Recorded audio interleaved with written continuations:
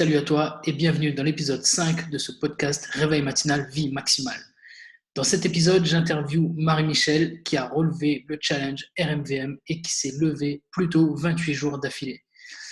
Tu vas voir qu'on a fait pas mal de digressions avec Marie-Michel, on a parlé de plein de choses autour du réveil matinal, bien sûr, donc de la sieste, de quelques astuces pour pouvoir concilier divertissement et réveil matinal. On a parlé du rythme de vie dans les dom-toms, parce qu'on était tous les deux des dom-toms. Enfin bref, pas mal de petites digressions. On a passé un super bon moment et je pense que tu vas apprendre pas mal de choses. C'était vraiment un bon moment et je pense que cet épisode sera bien inspirant et qui va te plaire. Je te souhaite une très bonne écoute. Salut Marie-Michel. Salut Xavier. Eh bien, écoute, je suis ravi de t'accueillir dans ce podcast. Donc, c'est l'épisode 5 pour moi. Et merci beaucoup. Je suis ravi de t'accueillir parce que tu es donc arrivé au bout du challenge de 28 jours du challenge Réveil matinal vie maximale qui consiste à te créer ton matin sur mesure et à te réveiller plus tôt, à le suivre 28 jours d'affilée. Et donc, tu as réussi et voilà, donc ça te vaut une présence dans ce podcast et le fait que je t'interviewe aujourd'hui pour récolter un peu tes impressions. Et j'ai hâte de savoir un peu tout ça, de savoir ce qui s'est passé. J'ai vraiment hâte. On va discuter de tout ça dans cet épisode. En tout cas, je te laisse d'abord te présenter parce que moi aussi, je fais ta connaissance en même temps. Et voilà, donc dis-nous un peu qui tu es. Et voilà, ensuite, on continuera sur le matin. Ok, déjà merci pour l'invitation, c'est chouette de se faire interviewer. Donc moi je m'appelle Marie-Michel Poulain et je suis business coach pour les wedding planners. Pour les wedding planners, ok, d'accord. Voilà. Ah ouais, c'est vachement précis quand même. Oui, c'est ça. Tu sais, quand on parle cible client et compagnie, la mienne elle est vraiment bien définie, bien nichée. Ouais. Pour la petite histoire, j'ai été moi-même wedding planner, donc c'est ça un peu qui m'a aussi dirigée vers cette cible-là. D'accord. Ouais, maintenant tu connais les besoins des wedding planners, forcément, tu sais où est-ce que ça peut bloquer, donc tu es là pour apporter une solution. Tout à fait. Ok, ouais, écoute, c'est vachement précis, mais et donc c'est top, hein. Il en faut, si tu t'épanouis là-dedans, c'est vraiment excellent. Ouais, non, c'est génial. Je suis très contente. Ça fait à peu près 1 an et demi que j'y suis et tout se passe bien, c'est chouette. Parce que l'épanouissement, maintenant, tu sais à quel point c'est important. Avec le matin, on aura l'occasion d'en rediscuter, je pense, mais c'est vraiment quelque chose de méga important si tu veux juste kiffer ta vie, en fait, tout simplement. Tout simplement, c'est la définition même de l'épanouissement. Et c'est méga important d'atteindre ces choses-là qui te permettent d'avoir une vie beaucoup plus épanouie, qui fait que tu l'apprécies beaucoup plus et que tu as plaisir à la vivre, quoi. On n'en parle pas assez, mais c'est vraiment ça, parce qu'il y a beaucoup de gens qui finissent par subir leur vie, finalement, et c'est vraiment dommage. Je suis d'accord avec toi. Alors, dis-moi, comment s'est passé ce matin, là, par exemple? Ah, ce matin-là? Ouais. Écoute, comme d'hab un petit peu, le réveil a sonné. Moi, je suis pas du genre à me lever dès que ça sonne, donc je prévois, enfin, je fais en sorte qu'il sonne suffisamment tôt pour avoir un petit quart d'heure, voire une demi-heure à traîner un peu sur les réseaux sociaux, checker 2-3 notifs et tout. Puis après, j'ai pris ma douche, et puis voilà, ici, pour l'interview. C'est marrant parce que donc toi tu inclus un laps de temps où tu checkes tes réseaux, etc. dans ton lit avant le vrai réveil. Oui, voilà, c'est ça. D'accord. C'est-à-dire que moi, je fais vraiment la différence entre le réveil et le lever. Ok. On va dire que c'est peut-être un peu de la triche, mais je fais vraiment la différence entre les deux et ça me permet d'émerger un peu tranquillement. Quand j'étais plus jeune, j'arrivais à sauter du lit. Ok. Quand je vivais aux Antilles, 5 heures, bam, ça sonnait et j'étais déjà le pied par terre. Mais maintenant, ça va. C'est un peu plus compliqué. Mais de toute façon, je sais que tous les matins, il faut que j'aille voir si j'ai reçu des mails, des notifications. Les gens m'écrivent des messages pendant la nuit. Donc, surtout que maintenant que je me couche plus tôt, je loupe une partie de ce qui se passe la nuit. Donc, je réponds, je check 2-3 notifications et puis comme ça, après, je peux partir sur ma journée. Écoute, moi je trouve que franchement stratégiquement c'est pas plus mal parce que le fait si tu veux de poser le téléphone plus tôt la nuit, de ne pas répondre à ces messages-là, ça il y a beaucoup de monde qui n'arrive pas à le faire parce que on a une espèce de biais cognitif qui fait que tu vas absolument répondre à tous les messages, etc. Et c'est ça qui peut te maintenir réveillé la nuit. et te faire aller coucher très tard. Mais si tu prends cette habitude de te discipliner, à te dire, bon, ben voilà, là c'est l'heure de dormir, je pose le téléphone, de toute façon, les messages, ils vont arriver sur mon téléphone, je les verrai demain matin, donc je vais rien rater du tout. Et c'est vraiment quelque chose qu'il faut comprendre parce que ça te permet vraiment d'aller au lit plus tranquillement, de te dire, bah, ok, du coup, j'y réponds demain, il n'y a pas de problème. Au lieu de traîner sur mon téléphone sans contrôler quand est-ce que je vais aller dormir là, bah, je me réveille un petit peu plus tôt demain matin et je vais consacrer 20 minutes, une demi-heure à répondre à ces messages-là et consacrer, voilà, faire un créneau plein pour ça et ensuite enchaîner. Moi, ça me va très bien, hein. Franchement, je trouve que stratégiquement, c'est très bien, tant que c'est régulé et tant que c'est intégré à ton réveil, en fait. Oui. En fait, j'ai juste intégré que j'étais pas médecin et que je ne sauvais pas des vies et que les messages que je reçois ne sont pas question de vie ou de mort et que du coup, ça peut très bien attendre demain matin. Ouais, tout à fait. Parfait. Du coup, tu me parlais d'un réveil aux Antilles à 5 heures du mat. C'était quand ça? Mais ça, c'était quand ado, enfin tout le temps où j'étais à l'école en fait, parce que D'accord. là-bas, la vie commence plus tôt de manière générale. Hmm. C'est-à-dire que quand j'étais au collège, les cours commençaient à 7 heures. Hmm. Donc forcément, lever beaucoup plus tôt dès l'âge de 13-14 ans. Hein. Donc les cours commençaient plus tôt, donc je me levais plus tôt. Et jusqu'au lycée, alors au lycée, mon lycée commençait à 7h30, c'était la fête, tu vois. On gardait une demi-heure, on grattait une demi-heure. Mais ouais, voilà, souvent je me levais à 5 heures. Et voilà, le temps de se préparer, d'arriver au lycée, tout ça, machin, voilà. Donc j'avais avant l'habitude de me lever plus tôt. Et ça fait maintenant 5 ans que je suis en métropole. Et c'est vrai qu'arriver ici, je sais pas ce qui s'est passé. Je sais pas, c'est difficile, je trouve, ici de Hmm. se lever tôt. Enfin, je trouvais.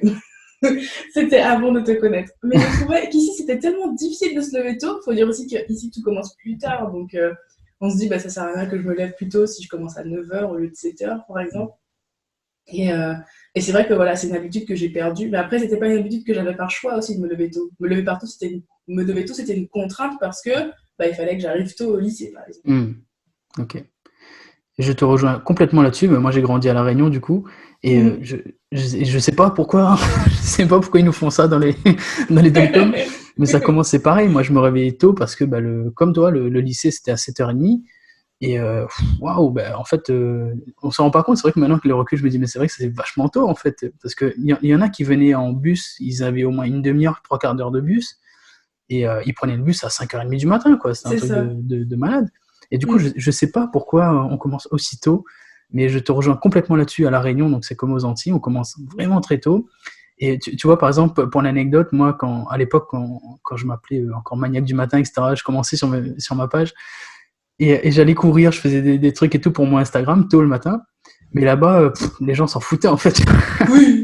J'étais dans la rue à 5 heures du matin en train de courir, mais t'as plein de gens en fait dehors, ils s'en foutent complètement. T'as même des personnes âgées qui sont en train de marcher parce qu'ils aiment beaucoup marcher, donc à 5h30 du mat, ils sont là, ils ont déjà fait 10 km, ils s'en foutent. Mais voilà, le décalage était assez marrant par rapport à la France, à la métropole justement, et je te rejoins complètement là-dessus. C'est vrai qu'ici ça commence très très tard, je sais pas pourquoi. C'est deux mondes Et, différents.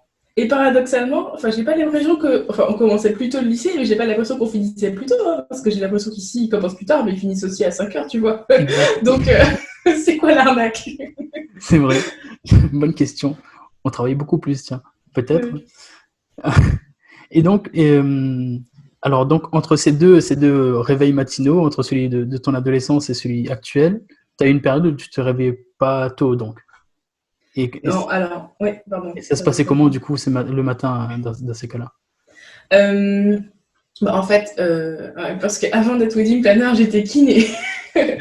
Donc, pareil, je commençais le travail à 9h. Et donc, du coup, vu que j'étais grosso modo à une demi-heure du cabinet où je travaillais, je me levais pile poil pour juste me laver, manger et partir, quoi. Ok. Ce que fait globalement la plupart des gens. Mm. Donc, forcément, je me levais plus tard déjà, disons vers 7h peut-être. Et puis, quand j'ai arrêté d'être kiné et que j'ai commencé à travailler vraiment à mon compte de la maison, alors là, tu te dis, pump it up, je vais pouvoir me lever à l'heure où je veux, si j'ai envie de faire jusqu'à midi. Bon, ce qui n'est pas mon cas parce que j'aime pas traîner trop au lit.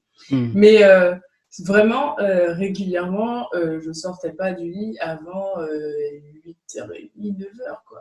Bon, Ouais, parce qu'il tranquillou. faut savoir aussi que mon mari est salarié, mais il travaille à 5 minutes à pied de la maison. Donc lui non plus, il se lève pas tôt, tu vois. Ouais, Il commence à 9h, il part à moins le quart. Même pas, des fois il part à moins 5, tu vois. ouais, Donc lui aussi, il se lève plus tard et il gratte des minutes ouais, pour juste pile poil le compte. Et donc en fait, moi non plus, quand l'autre est à côté de toi, tu te motives pas à te lever. Et donc du coup, forcément. forcément, je sortais vraiment du lit avant 8h30, 9h avant de commencer le challenge. D'accord. Et bon, bah, top. Et ça t'a apporté quoi du coup? Est-ce que ce changement de matin là, qu'est-ce que ça t'a fait? Comment tu le ressens?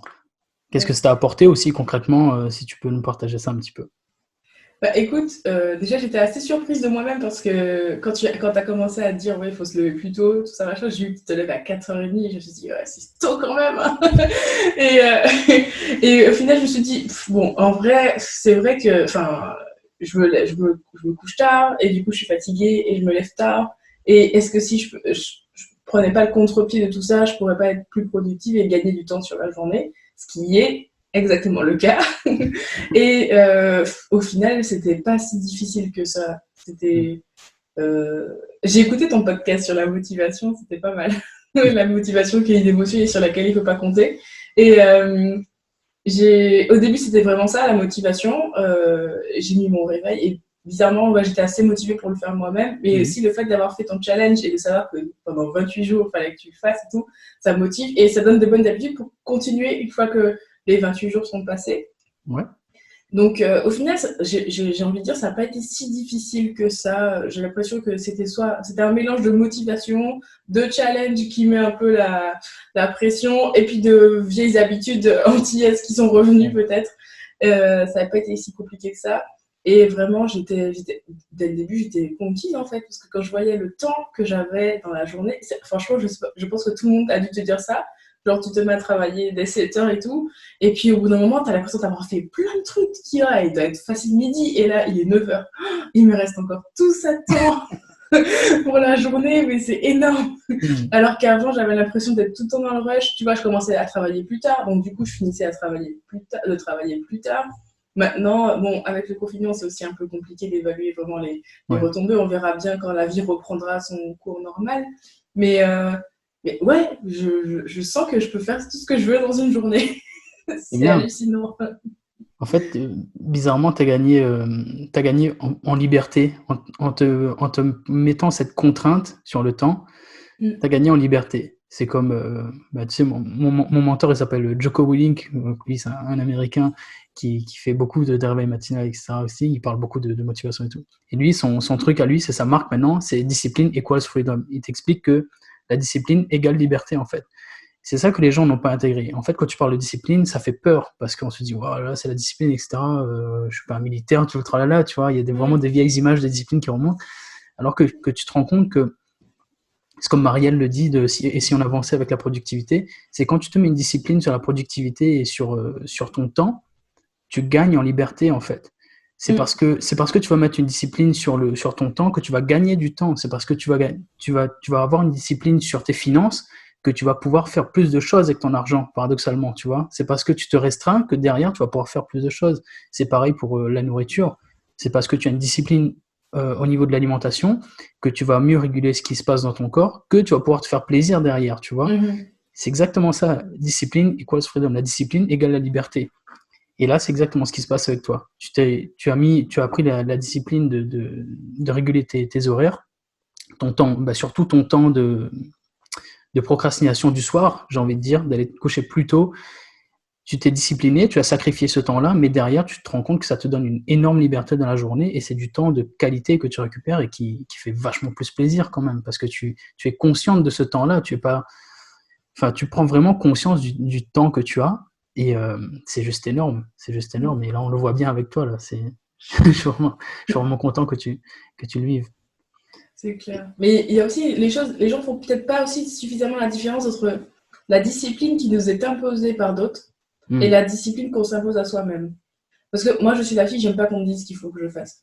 Mais si j'ai décidé, moi, que ça, c'est bon pour moi et que je vais le faire, tu vois, c'est différent. C'est une discipline. Mais Mm. comme on a choisi de s'y soumettre, c'est plus simple, je trouve.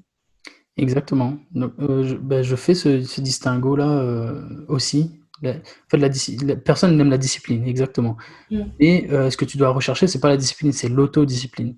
Et cette autodiscipline-là, elle va vraiment venir de ce dont on va discuter juste après, ce qui sont tes motivations profondes. Une fois que tu trouves ces motivations-là, une fois que tu sais pourquoi tu le fais, en fait, l'autodiscipline, elle arrive directement. Bon, d'abord, il y a la motivation, comme tu disais tout à l'heure, tu disais, ouais, en effet, j'ai envie de faire ça parce que j'ai ces motivations-là. La motivation, elle va partir, et après, c'est l'autodiscipline qui va arriver. Tu vas te dire, il faut que je le fasse. Euh, En fait, je vais le faire parce que je veux atteindre cet objectif-là et qu'il est pas question que je l'atteigne pas, en fait. Et là, tu sais pourquoi tu le fais. Et là, on Mm. arrive sur les pourquoi, toujours, tu vois, c'est toujours ça, mais pourquoi je vais me réveiller tôt, pourquoi je vais subir cette atrocité de sortir de ma couette, parce que même moi, ça arrive, et t'es au chaud sous la couette, en train de te dire, mais waouh, mais pourquoi je suis en train de faire ça, quoi. Moi, je me le dis Mm. tous les matins, hein. Je me le dis tous les matins, mais qu'est-ce que tu fous? Pourquoi tu vas te réveiller à 4h30? T'es au chaud, il fait bon, l'oreiller est bien, t'étais en train de vivre un rêve magnifique, tu vois. Et parce que généralement, ça arrive en plein rêve. C'est pas Et drôle, sinon. ouais, sinon pas drôle, sinon. Et tu te dis, mais voilà, pourquoi je fais ça?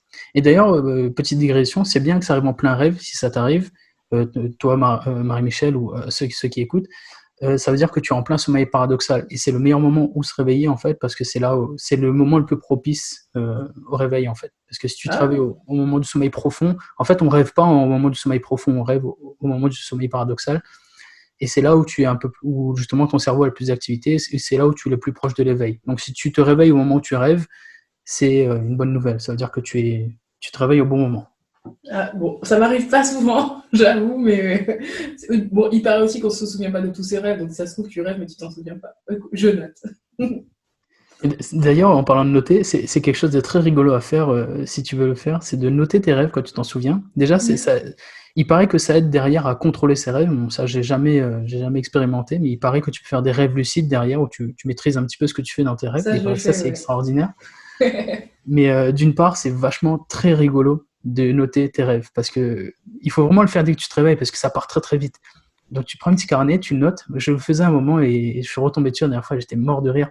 Donc tu Ouais. notes en fait tes rêves et mais des fois tu vis ces trucs, tu te dis mais qu'est-ce que c'est que ça? What the fuck, quoi. C'est ça.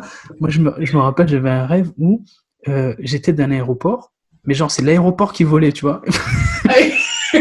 Et l'aéroport a atterri au Canada où je débarquais dans des marais où j'ai croisé quelqu'un que j'avais jamais vu depuis 20 ans, tu vois. Je me suis dit, mais qu'est-ce que c'est que ça truc? Ouais. J'étais mort de rire. Ben voilà. Donc, on va arrêter les digressions du coup. Et bon, du coup, ça t'a apporté plein de choses. Et le déclic, j'ai bien compris, ça n'a pas été un gros déclic, c'est juste que tu as vu finalement. Enfin, est-ce que tu as eu un gros déclic ou c'est simplement le fait d'une petite réflexion qui t'a fait adopter tout ça? Non, franchement, juste, j'ai écouté ce que tu as dit et Mhm. ça me paraissait pas con. Et je me suis dit, écoute, ça mange pas de pain d'essayer. Ouais. Et donc, et c'est surtout, enfin, peut-être aussi, ça a été très mis en corrélation avec le début du confinement. Mhm. Et j'étais vraiment, je suis toujours dans un mood où je me dis, bon, écoute, là, tout le pays se met en pause. C'est peut-être le moment de repenser deux, trois trucs. T'es pas Yes. dans le rush, ton mari est à la maison avec toi. Qu'est-ce qu'on pourrait changer dans nos habitudes de vie? Qu'est-ce qu'on pourrait mettre en place? Et la réflexion, c'était de se dire, si j'arrive à garder une habitude pendant le confinement, comme j'aurais pris l'habitude pendant, on était parti pour 2 semaines, mais nous on savait bien que ça allait durer quand même au Mhm. moins un mois. On se dit si on garde cette habitude-là pendant, enfin si parce que lui, je suis pas le réveil matinal.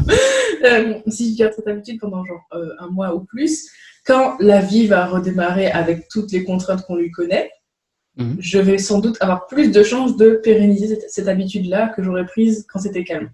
D'accord. Et en fait, voilà, en t'écoutant parler, en disant tout ce que toi tu retirais du réveil matinal, je me suis dit, écoute, ça coûte rien d'essayer, et puis je me suis lancée. Très bien. Bah déjà, ouais, d'une, ça coûte vraiment rien d'essayer, comme je dis à chaque fois, hein, à part un mois de fatigue, si vraiment c'est pas fait pour toi, qu'est-ce que ça coûte un mois dans ta vie d'essayer quelque chose qui peut justement changer ta vie? Potentiellement, ouais. Franchement, essaye, tu vois, ça vaut rien, enfin, si ça vaut quelque chose, c'est un mois de ta vie, mais comparé avec les milliers d'autres mois que tu vas vivre, les centaines d'autres mois que tu vas vivre, tu peux bien en sacrifier un, entre guillemets, pour essayer, parce que tu sais pas derrière ce que tu peux récupérer. Et crois-moi, ça peut vraiment changer ta vie. Et ce que tu disais au niveau du confinement, je trouve que c'est bien parce que finalement, quand tu fais ça, comme tu dis, tout le monde se met en pause. Et toi, que tu aies choisi de passer au réveil maximal à ce moment-là, bah, en fait, tu prends une avance sur tes concurrents, parce qu'il ne faut pas oublier bah, que tu es en concurrence finalement aussi. Hein, tu as une boîte, tu as quelque chose à gérer, tu as une boîte à développer, et bah, tu prends de l'avance sur tout le monde. Et encore plus là où tout le pays se met en pause, mais c'est déjà vrai au quotidien quand tu pratiques le réveil matinal, parce que tu l'as dit toi-même, tu es beaucoup plus productif, tu contrôles plus, et tu obtiens plus de résultats que les autres. Et donc, tu prends une sacrée avance. Et je trouve que pour un entrepreneur, c'est quelque chose de vraiment important et à ne surtout pas négliger. C'est déjà très important au quotidien pour un salarié, mais je trouve que ça prend vraiment des proportions super intéressantes pour un entrepreneur. D'accord. Du coup, est-ce que tu peux nous partager tes pourquoi, justement, qui t'ont poussé à te réveiller tôt le matin ou qui te tirent du lit le matin? En fait, ça rejoint un peu le pourquoi je m'y suis mise, et je garde en tête ça. L'année dernière, j'ai suivi une masterclass business, un truc comme ça, et la nana, elle disait que voilà, il fallait, quand on veut être entrepreneur, il faut avoir une vision à long terme de ce qu'on veut faire de sa vie. Et j'avais écrit, moi, dans 5 ans, dans 10 ans, je veux que ma vie ressemble à... Et tu sais, elle nous invitait à détailler ta journée type. Ouais. Et dans la journée type, j'écrivais, bah, je me lève tôt, je fais du sport. Bon, j'en suis pas encore là. Je fais du sport, mais j'avais écrit en gros que ma vie, je voulais que ce soit travailler le matin, ou j'avais dit, voilà, je voulais faire mon jardin le matin tôt, quand il y a pas encore le soleil, tout machin. Et que je voulais travailler qu'une demi-journée et le reste consacré à des loisirs. Et tu vois, j'ai plein de choses que j'aimerais faire, mais je ne prends pas le temps de le faire. Par exemple, j'aimerais bien me remettre au piano, ça va venir. Mais il me faut du temps parce que je veux prendre des cours, etc. Donc, c'est un investissement temps, argent, tu vois. Et donc, j'écrivais que voilà, ma journée, ce serait travailler que la demi-journée et le reste, faire des loisirs, profiter du temps avec mon mari, des choses comme ça. Mais j'avais écrit ça pour dans 5-10 ans. Et en fait, après, je me suis dit, mais déjà, c'est pas du jour au lendemain que tu vas te réveiller et ta vie va ressembler à ça. C'est un chemin que tu fais. Et alors, ok, t'as pas encore la belle baraque que tu veux, t'as pas encore le coach sportif qui va te motiver à faire le sport tous les matins, et t'as pas encore le jardin que tu veux parce que tu veux faire ton jardin. Mais il y a des choses parmi tout ce que tu as écrit là que tu peux déjà mettre en place dès maintenant, et le réveil matinal en fait partie. Ouais. Et donc, du coup, je me dis que en faisant ça dès maintenant, je prépare ma future vie, puisque de toute façon, c'est pas du jour au lendemain où je vais me réveiller, je serai entrepreneur à succès, j'aurai ma maison et tout. Et puis, c'est quand j'aurai ma maison que je me lèverai tôt, tu vois. Ouais, non, c'est une habitude à prendre dès le début. Donc, ça fait partie des raisons qui me motivent. J'aime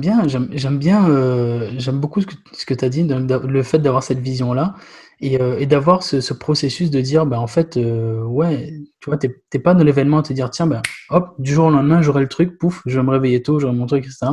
Et tu as compris quelque chose de fondamental, c'est qu'il faut que dire que tu t'amuses déjà dans le processus et que le processus, c'est maintenant que ça se passe. Et que, en effet, comme tu dis, si tu peux pas avoir tout ton rêve tout de suite, bah, tu peux déjà commencer à y travailler. Et ça passe par le meilleur moyen d'atteindre la totalité de ton rêve, c'est de commencer à travailler à en avoir une partie dès maintenant. Et en effet, ça s'obtient grâce à ton engagement, ta discipline et le fait que tu travailles, que tu mettes en place les choses pour atteindre tout le reste. Voilà. Et tu l'utilises comme un outil. Ah ouais, j'aime beaucoup.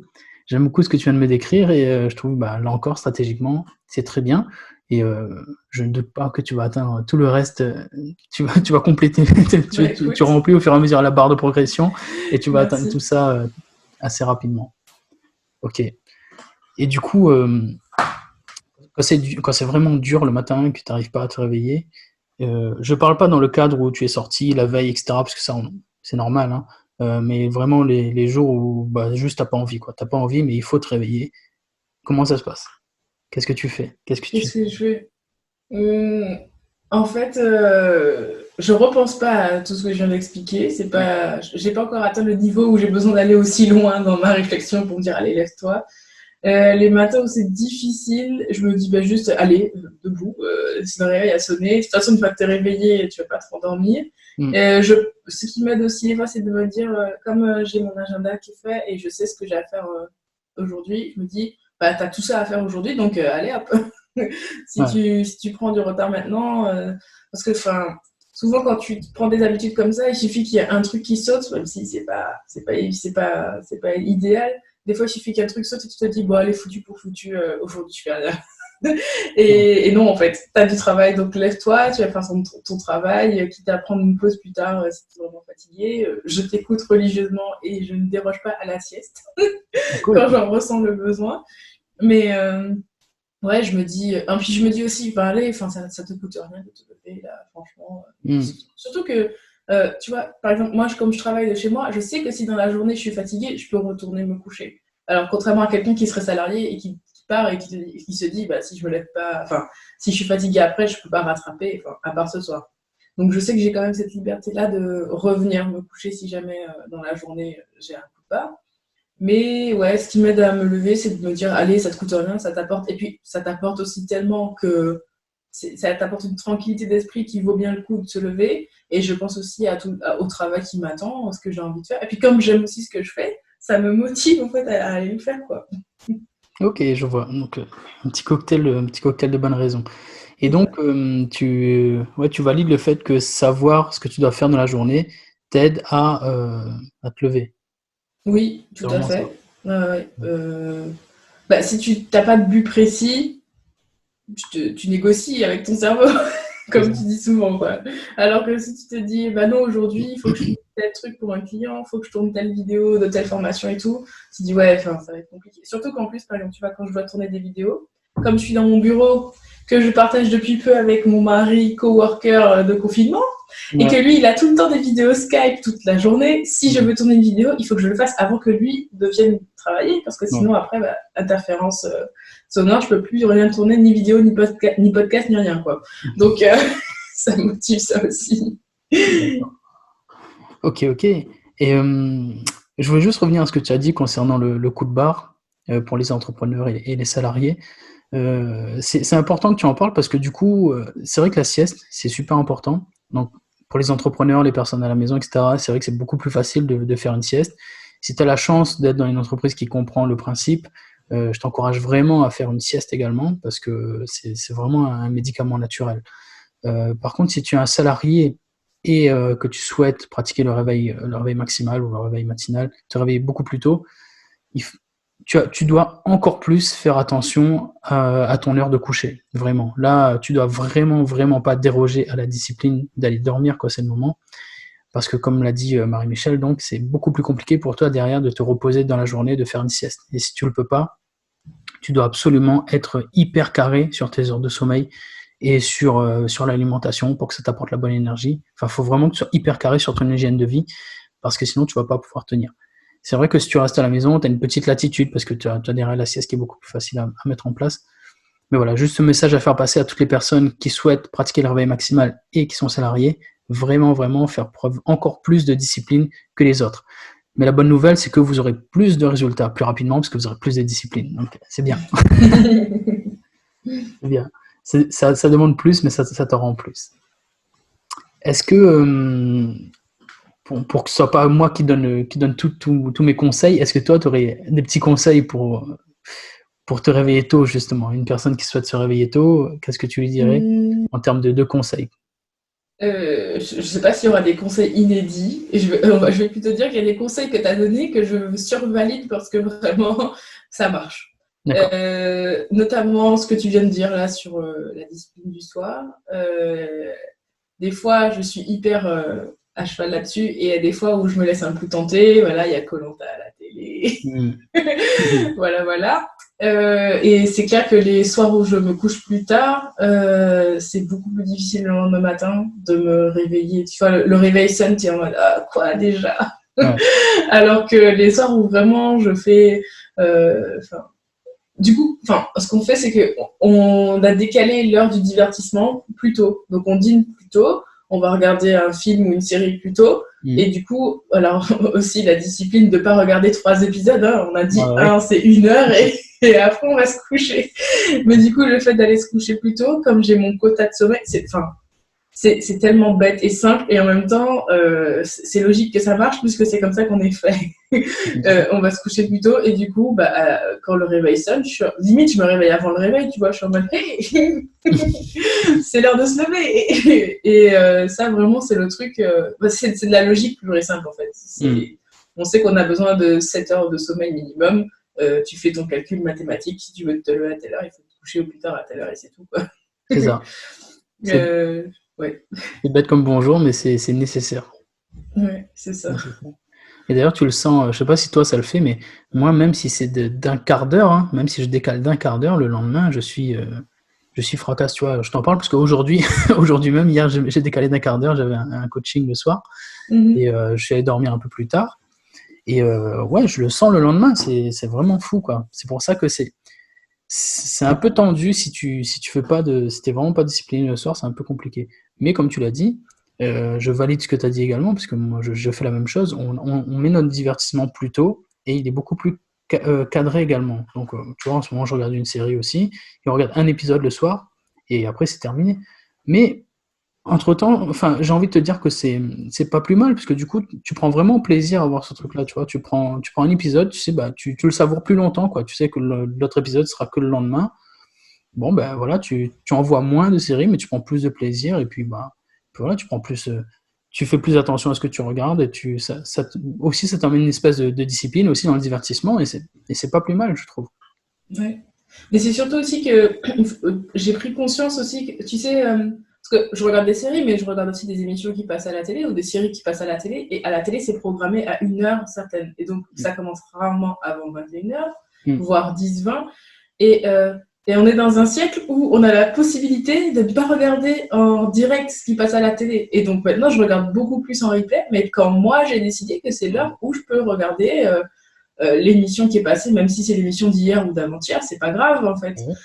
Mais je la regarde au moment où moi j'ai décidé et pas au moment où TF1 a décidé. Tu vois, parce qu'en plus avec leur pub et tout, en fait, à la limite, comme tu dis, je savoure mieux mon programme, parce qu'avant, je subissais, puisque tu es là, tu attends l'heure déjà, parce que tu te dis, je vais me coucher tard.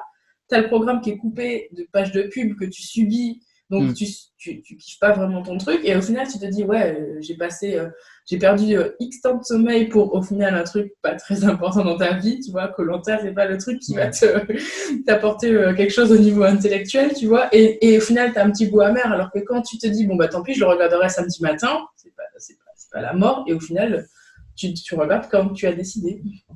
Ouais, et puis t'es bien le samedi matin là, à regarder ton Koh-Lanta tranquille, avec beaucoup moins de pubs, et au contrôle, voilà. Le mot-clé, c'est vraiment ça. T'es au contrôle du truc, tu peux l'arrêter, tu peux le remettre. C'est vrai que, bon, moi, j'ai plus de télé, enfin, j'ai une télé, mais ma box est plus branchée, je regarde plus la télé, si tu veux. Je regarde Netflix, YouTube, etc. Mais en effet, et quand je retombe sur des programmes télé à l'hôtel ou ce genre de choses, et à chaque fois je suis effaré, je dis mais waouh, en fait ça te manque, tu te dis mais où est-ce qu'on met pause, c'est quoi cette pub, c'est quoi ce truc, et ça te saoule, tu te dis mais non, moi je veux pas ça en fait, parce que là c'est pareil, c'est comme tu dis, c'est quelque chose que tu contrôles pas, et on te balance ça à la figure et t'as aucun contrôle dessus, et tu manges les images, tu perds ton temps, et voilà. Et d'ailleurs j'ai appris hier, tu vois, quand on apprend tous les jours. Bon, je savais qu'il y a cette espèce de truc où on te vend du temps de cerveau disponible, tu vois, on essaie de rendre ton cerveau disponible pour vendre le truc derrière, et on essaie de te garder le plus possible. Ce truc-là, c'est une science, carrément, ça s'appelle la captologie, tu vois. J'ai appris ça hier. Eh ben, tu me l'apprends aujourd'hui. Et c'est ça. Et il y a un mec qui a écrit un livre, dont j'ai plus le nom du gars, il a écrit un livre dessus, en 2003. Comment ça s'appelle le livre? Je me rappelle plus. Mais voilà, ça s'appelle la captologie, si c'est quelque chose qui t'intéresse. Et donc, c'est comment retenir une personne devant un contenu pour que derrière, on utilise son temps et son cerveau, et vendre le plus de trucs possible. La captologie, c'est la science d'utiliser les médias pour te capter, en fait, tout simplement. Ils maîtrisent, hein, les gars, ils pratiquent. T'as des armées de marketeurs, c'est je le dis tout le temps. Tu te bats avec ton cerveau qui est tout faible devant une armée de gars qui ont des mécanismes de persuasion, des mécanismes cognitifs, des mécanismes visuels pour te faire rester sur le truc. Donc, ne va pas. Est-ce que tu irais seul contre 10 000 Spartiates? Tu n'irais pas. Ben là, c'est exactement ce que tu fais quand tu allumes ta télé, en fait. Ton cerveau, il est faible, il est tout petit face à des mécanismes extrêmement puissants qu'il adore, et tu lui balances ça. C'est impossible pour toi d'éteindre la télé au moment où tu as décidé. C'est impossible. Donc, ne joue pas à ce jeu-là parce que tu vas perdre, en fait. Fais comme tu le conseilles, là. Éteins la télé. Et si tu veux vraiment voir un programme qui t'intéresse, bah regarde-le en replay quand tu as décidé de le regarder et contrôle le truc. Tu vas vraiment, vraiment, vraiment gagner en qualité de vie, franchement. Pour un truc que tu peux facilement mettre en place en plus. Vraiment. C'est ça. Ok. Alors, je dis toujours, mais c'est ma question préférée. Donc, ma question préférée du jour, qu'est-ce que tu dirais à une personne qui hésite à se lancer? Je pense que j'essaierai de la convaincre en lui disant comment regarde moi, comment ça m'a trop fait du bien, lui montrant en essayant de lui montrer les bénéfices en fait. Après, je sais pas si c'est universel. Si quelqu'un hésite à se lancer, je pense qu'on peut dire aussi qu'il n'y a rien à perdre en fait. Puisque de toute façon, même si au bout d'un mois, comme tu disais, il se rend compte que c'est pas fait pour lui, bah, il aura quand même gagné du temps pendant un mois pour faire autre chose. Et s'il se rend compte que c'est pas pour lui, ben, au moins il aura essayé quelque chose pour améliorer sa vie. C'est pas cette méthode qui lui convient, mais au moins il peut il peut rayer ça de la liste et passer à une autre méthode. Tout à fait. Mais il n'y a rien à perdre. Et comme tu disais tout à l'heure, les bénéfices potentiels sont tellement énormes que ça vaut bien le coup de tenter, ne serait-ce que 10 jours. Quoi. Ouais. Ok. Je pense que le plus chaud quand même, c'était le dimanche.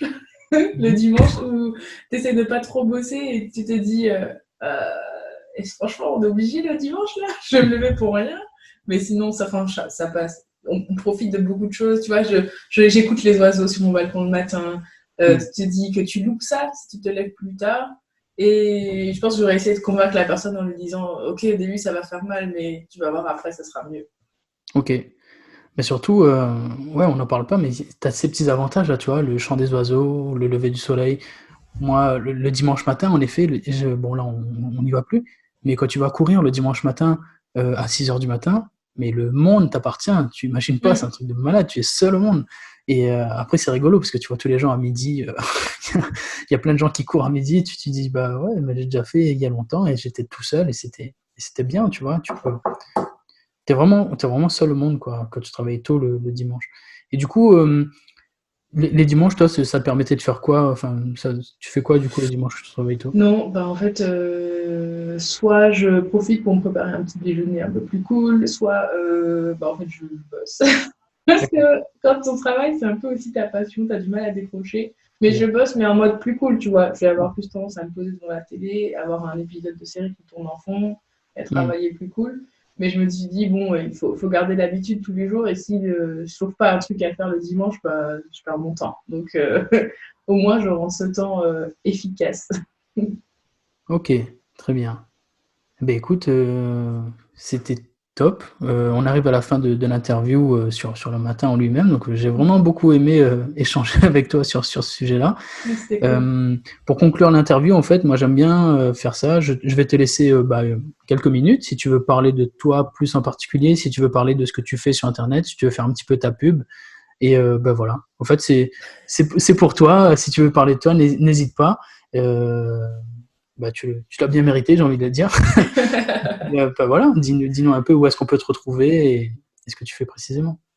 Ok, comme je disais, je m'appelle Marie-Michel, je suis business coach pour les wedding planners et donc en fait mon rôle, que je définis de plus en plus mais qui prend un petit peu forme là, c'est de les aider à se créer un revenu et à utiliser le web pour se faire connaître, trouver des clients, pour vivre de leur activité en fait. Donc que ce soit à travers le web comme le référencement naturel, les réseaux sociaux, les choses comme ça, la communication, mais que ce soit aussi en digitalisant une partie de leur business. Pour résumer globalement. Okay. Et ben sinon, sur Instagram, c'est @lesplaneuses. Ouais. Et sur mon site, lesplaneuses.fr. Voilà. Très bien. Je montre tout ça dans la description du podcast et de la vidéo. Merci Xavier. J'invite vraiment à aller voir Marie-Michel. Comme vous voyez, elle est elle est extrêmement sympathique. Et là aussi, tu vois, j'ai moi aussi fait ta connaissance en même temps que l'interview. Je suis ravi d'avoir fait ta connaissance et bravo encore d'avoir relevé ce challenge. Et merci surtout parce que tu as pris ce temps, on sait à quel point c'est important, tu as pris ce temps de me donner cette interview et merci beaucoup, je t'en suis reconnaissant. Et reconnaissant aussi d'avoir relevé le challenge. Je suis ravi d'avoir pu t'apporter ça. Ça me fait extrêmement plaisir de savoir que ça t'a fait du bien et c'est vraiment top. Écoute, merci à toi déjà pour m'avoir invité à cette interview. C'est vrai on a bien rigolé avec ce rêve d'aéroport. Et puis, merci à toi parce que je t'ai connue par rapport à Marielle, du coup, de qui on avançait. Mais je me suis abonnée tout de suite et j'ai tout de suite vu ce que tu disais et ça m'a parlé. Et je pense que si je n'avais pas fait ta connaissance, je n'aurais pas fait ce changement qui est quand même majeur dans ma vie. Et je pense que ça m'apporte encore plein de belles choses et ce sera grâce à toi, Xavier. Donc, merci beaucoup. Waouh, merci à toi. Qui sait, peut-être que dans quelques mois, je referai une interview avec ton mari cette fois-ci. Je sais pas. Lui, c'était difficile, franchement. Pour la taquinerie. Mais soit dit en passant, c'est vrai que j'ai beaucoup plus de femmes. On parlait de l'avatar client tout à l'heure. J'ai vraiment, je suis sur 80% de femmes et 20% d'hommes, quoi. Je sais pas ce qui se passe avec. C'est hallucinant. Mais les gars, faut y aller là. Et pourtant, en plus, ta communication, elle est quand même assez axée sur les mecs, je trouve. Donc, tu vois, c'est bizarre. Alors, je sais pas si elle est axée sur les mecs, mais en fait, je pense que oui, parce que en fait, je me permets de parler comme ça, parce que je me parle comme ça à moi-même, si tu veux. Donc, si tu veux, le matin, surtout mon post de ma montre, quand j'écris le matin, je suis vraiment dans un mode encore un peu créatif. Donc, quand j'ai le temps, je laisse vraiment mon cerveau dire ce que je me dirais à moi-même, en fait, si tu veux. Donc, je prends 5 minutes, je laisse mon cerveau divaguer. Et je mets vraiment sur le papier, j'ai envie de dire, ce qui passe par ma tête et ce que je me dis à moi-même. Donc forcément, comme je me parle à moi, je parle à un mec, c'est un peu plus brutal, c'est un peu plus violent, puisque moi je me parle comme ça de toute façon des fois. Et après, tu peux pas non plus te dire que tu impliques de l'autodiscipline dans ta vie en étant tout gentil avec toi-même. Il faut de la bienveillance, je suis d'accord. Mais à un moment donné, des fois, il faut être un petit peu plus cash, un petit peu plus rentre dedans. Et je trouve que dans ma communication, c'est nécessaire parce que je pousse des gens à faire quelque chose d'assez compliqué, quand même, d'assez dur. Et si tu sais pas pourquoi tu le fais, si tu mets pas un bon déclic, ça va pas forcément marcher. Mais je me permets aussi de le faire parce que je sais derrière les avantages que les personnes vont retirer. Je suis tellement convaincu de ce que les personnes vont retirer. Tu disais tout à l'heure, c'est pas universel, mais si, ça l'est, tu vois. Je reçois tellement de témoignages de personnes qui me disent merci parce que j'ai gagné du temps, j'ai gagné en sérénité, j'ai moins de stress, tellement de bonnes choses que je sais que ça va faire tellement de bien que je me permets de parler comme ça et d'être rentre dedans parce que moi, j'ai mis des années avant de comprendre, si tu veux, ce qu'il fallait mettre sur la table pour avoir une vie plus épanouie. Donc moi, je me dis, si je peux faire gagner des années de vie à quelqu'un, rien qu'en utilisant des mots qui sont un petit peu plus cash, qui sont un peu plus rentre dedans, et écoute, je vais le faire, tant pis, c'est le prix à payer. Mais voilà, moi je me parle maintenant à moi comme ça et je parle aux gens comme ça parce que je sais ce qu'ils vont retirer et que c'est vraiment super important pour ta propre vie en fait. Voilà, j'ai fait une petite digression encore, mais je pourrais en parler des heures, tu me connais. Mais ça marche, hein. Enfin, visiblement, ça dérange pas les gens que tu parles comme ça. Je pense que peut-être que c'est ce dont les gens ont besoin, au fond, d'entendre les choses vraies et dites sans trop de détours. Moi, je me rappelle d'une IGTV que tu avais faite quand on a changé d'heure et tu as dit, ça va, j'étais morte de rire, mon mari à côté, il était petit aussi, tu as dit, bon, ce soir, on va changer d'heure. Ça change quoi pour nous? On s'en fout. On s'en fout. Vous faites tout pareil. C'est pas l'heure qui décide pour vous. Et c'est vrai. Et ça marchait, tu vois. Donc, non, je pense que c'est la bonne façon de faire. Il faut qu'on soit un petit peu poussé. On est plus habitué, en fait. De manière générale, tu es plus habitué à chercher la difficulté dans ta vie. Et donc, c'est pas toi-même qui va aller chercher, si tu veux. On n'est pas dans une culture, on n'est pas dans une société qui prône beaucoup la difficulté, le dépassement de soi, et c'est de moins en moins le cas en plus. J'ai envie de te dire peut-être presque nous, dans notre génération, comme si on est vieux, tu vois, mais je sais pas pour toi, mais moi, j'étais encore arrivé un petit peu à la dure, on me poussait un petit peu à faire des choses, etc. Mais même moi, tu vois, avec mes enfants, je vois, je suis beaucoup moins, je pousse moins que mes parents me poussaient, si tu veux. Et c'est vrai que ça se perd un petit peu. Et si tu l'appliques pas à toi-même, il y a personne qui va venir te le faire en fait. Mais sauf moi en fait. Il y a quelques personnes sur internet qui vont le faire, mais il faut que tu tombes sur les bonnes personnes. qui soit bienveillante en même temps qu'elle te pousse un petit peu en te mettant des coups de pied au cul, tu vois.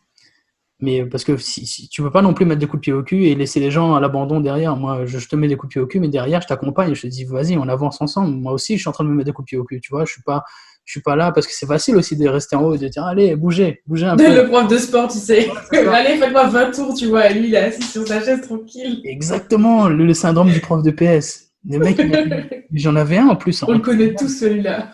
Mais ouais, il avait une bedaine comme ça. Je dis, tout le monde s'est posé la question, mais comment il est devenu prof de Viens PS? courir avec nous, mec. Mais oui. Mais donc, c'est ça, tu vois, le syndrome du prof de PS. Il y en a beaucoup, hein. Il y en a beaucoup sur Instagram, sur Internet. Les gens, ils te disent, fais ci, fais ci, fais ci, fais ça. Je te dis pas non plus, attention, hein, que je suis parfait, que je fais tout exactement comme je le dis. Sur l'alimentation, sur le réveil, etc. Je fais pas tout exactement comme je vous l'ai dit, mais il y a de temps en temps, je suis humain aussi, tu vois. Mais tu peux pas non plus juste dire aux gens, bah, fais ça, et derrière, bah, tu le fais pas, quoi. Et tu attends les retombées. Bah, non, ça marche pas comme ça, en fait.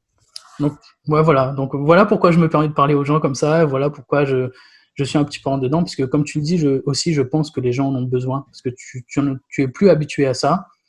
Et en fait, je pense que les gens, ça peut les choquer au départ, mais après, ils se disent, mais en fait, merde, quoi, ouais, c'est ce que j'avais besoin d'entendre. C'est ce que j'avais besoin d'entendre, parce que si personne me le dit, en fait, je vais pas me le dire moi-même, donc peut-être qu'il a raison, en fait.